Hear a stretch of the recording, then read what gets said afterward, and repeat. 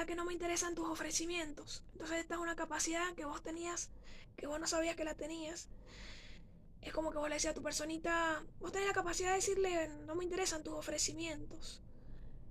O ir acá o ir allá sin hablar antes, porque vos sos de hablar las cosas, sos una persona muy racional y querés hablar las cosas. Entonces estos ofrecimientos es como que a vos no te interesan. Si las cosas no se hablan, no se ponen las cartas sobre la mesa y no se hablan, a vos esto no te interesa, no te interesan esos ofrecimientos. Sos una persona muy determinante, muy firme,